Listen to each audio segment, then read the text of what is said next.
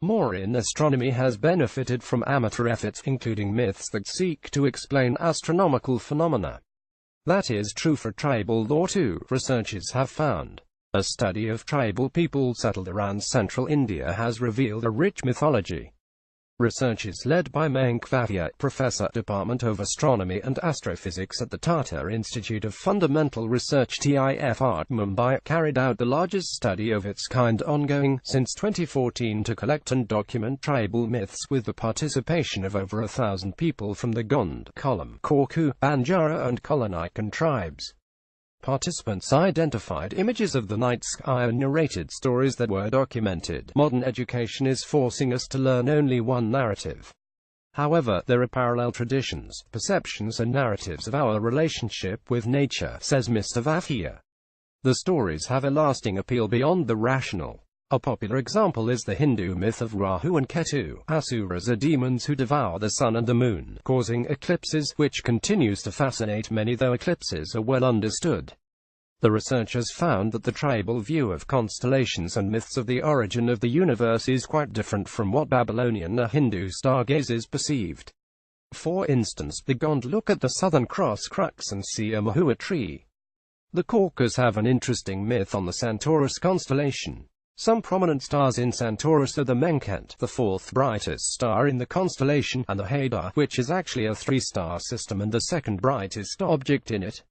In the Korku myth, one of them, Pekla, the tribal name for Menken, did not pay his bride's family any dowry. So his wife Chakaya the star Hadar ate beetle leaves, which stained her mouth red, and she then spat it on Pekla, some juice staining her cheeks as well. The myth underlines the importance of not defaulting on the bridal gift. The Korku also identify the stars with earthly counterparts. For instance, they identify Pekla with the red-vented bulbul and Chakaya with the red-whiskered bulbul. The Korku believe that Badadeo, a Korku god, thought to be the equivalent of Shiva, sent out a crow to bring back some soil. While it was returning, some soil fell from the crow's beak and became the earth. Out of this, Badadeo created men and women. To guard them, Gangu Devi, his wife and a great goddess herself, created dogs. But having given them life, there was a dilemma: the men and women, being all siblings, could not intermarry. So Badadeo called up a huge storm and everyone hid behind objects like rock, river, tree, crops and waited for it to pass. There were 12.5 such objects, the half object corresponding to transgenders. When the storm subsided, their identities changed and Badadeo gave each person a name based on where they had taken shelter from the storm. The people who had hidden behind different objects could intermarry. Tribal communities have been very closely knit to the point of marrying only within their own tribes but also exchanging ideas, even myths, strictly within their own clan. So much so that if there were settlements of different tribes across a road, each would have a different mythology. Drive.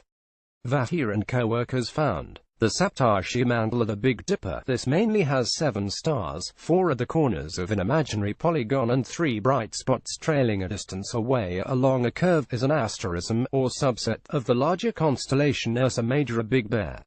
The Saptarshi Mandal is close to the pole star and rises in the north. It is visible today for most of the year in the night sky when viewed from, say, Nagpur, the vantage point of the people the researchers spoke with, and this asterism would set and rise regularly. But about 3,000 years ago, these stars would not set below the horizon. In other words, the Saptarshi used to be circumpolar. There is an interesting myth about the setting of Saptarshi, which can be interpreted as an ancient memory of the Gond.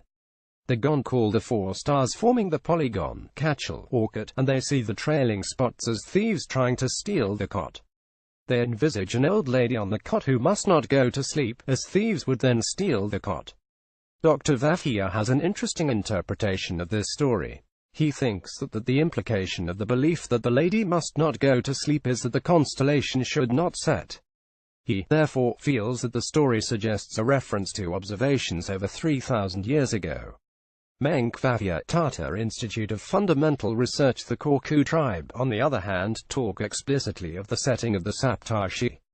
In the story too, the polygon represents a bed. But instead of the old woman, the workers sleeping on the bed must wake up early and start work. According to the Korku, the cot is not a proper rectangle because the thieves are tugging at it.